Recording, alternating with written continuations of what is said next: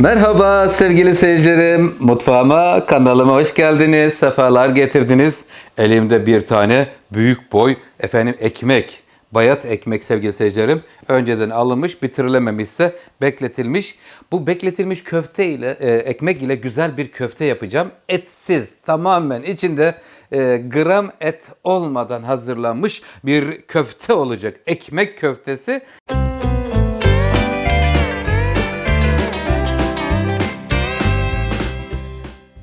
Burada 2 tane soğan var bu ekmek köftesinde. 2 tane yumurta, 100 gram kaşar peyniri ya da yöresel peynirlerden de olur. 1 çay kaşığı kimyon, 1 tatlı kaşığı toz kırmızı biber, tatlı kaşığı ile kekik, pul biber, tuz, maydanoz ile güzel bir köfte hazırlayacağız. Servis ederken de sarımsaklı yoğurda köfteler bandırılıyor. Afiyetle yeniliyor. Hazır mısınız?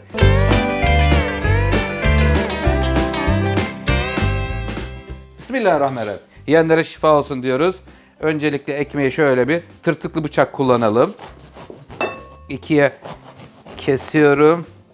Sevgili seyircilerim şöyle de Allah çeyrek ekmek yapayım dedim de ondan dolayı şöyle güzel önce bir çeyrek ekmek haline dönüştüreyim. Sonra ıslatacağım. Islatıp suyunu sıkacağız sevgili seyircilerim. Suyu sıkılıp soğanla yumurtayla buluşacak. Şimdi şu kabın içinde hemen üzerine soğuk suyunu döküyorum.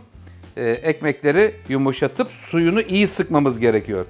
Çok iyi sıkmazsak hamur olur. Sevgili seyircilerim köftenin şeklini vermek zor olur. Ondan dolayı güzelce ıslattıktan sonra suyunu sıkacağım ve sonrasında devam ediyoruz detaylarıyla.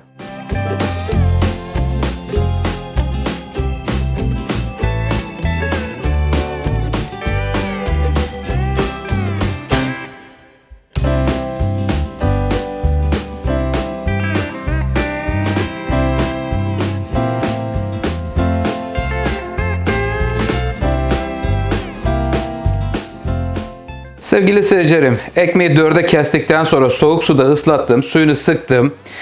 Ondan sonra üzerine 2 tane rendelenmiş soğan, 2 yumurta, maydanoz, tuz, karabiber, pul biber, kekik, kimyon hepsini koyduktan sonra kıvamı böyle yumuşak oldu. Buraya 100 gram da doğranmış kaşar peyniri ilave edeceğim şimdi.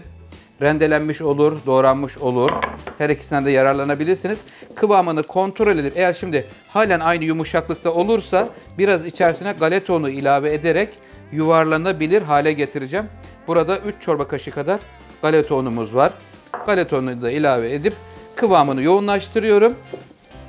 Bu yoğurduktan sonra bir 10 dakika 15 dakika bekleteceğiz. Kendine gelecek. Ondan sonra da yuvarlama bölümüne geçeceğiz. Evet 3 çorba kaşığı galeta unu ekledim. Çünkü yumurtanın ve soğanın oradaki yumuşatma özelliği var. Galeta unu da onu çekmiş olacak. Şu an için şekilleri şekil verilebilecek hale gelmiş bulunuyor sevgili seyircilerim. Hemen bir tane örnek yapayım isterseniz. Şöyle şuradan koparacağız bir parça. Önce bir elimizde şöyle yuvarlıyoruz. Yuvarladıktan sonra büyüklüğünü ayarlıyoruz. İster şöyle yuvarlak yapabilirsiniz. Şöyle sevgili seyircilerim. İster böyle yapabilirsiniz. İsterseniz şöyle parmak şeklinde. Ben parmak şeklinde yapmayı planlıyorum. Normal İzmir köfte gibi. Böyle parmak parmak yapacağız. Galeta unu serilmiş bir tepsiye hepsini bu şekilde yuvarlıyorum. Sonra da yağda kızartıyor. Sarımsaklı yoğurtla birlikte gelsin ekmek köftesi. Bandır bandır ye diyoruz.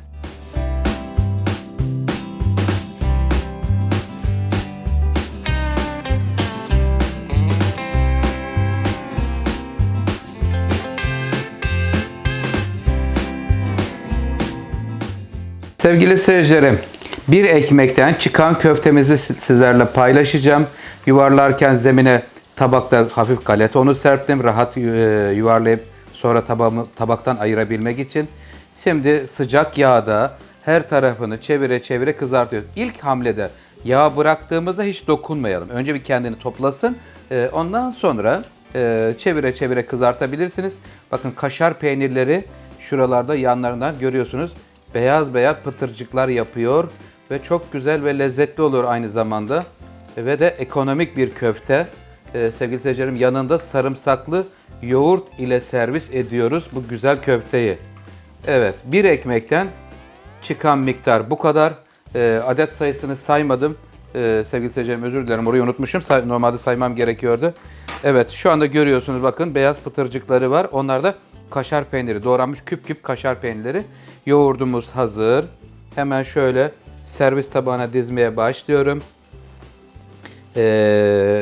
Kızartırken çok güzel bir kokusu geldi. Baharatların, soğanın, maydanozun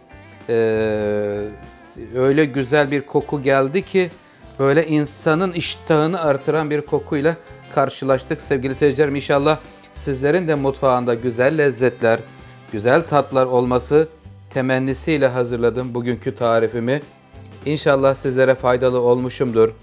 Kanalıma abone olup, destek olup, sevdiklerinize, dostlarınızla paylaşırsanız Oktay Usta'nın YouTube kanalını inşallah geniş kitlelere de ulaşmak istiyoruz sizlerle birlikte. Evet efendim, sofralarınız bereketli olsun. Bu güzel tarif ile inşallah bir yeni tat, yeni bir lezzet katmışızdır. Kendinize iyi bakın. Hoşça kalın, sağlıklı kalın. Allah'a ısmarladık.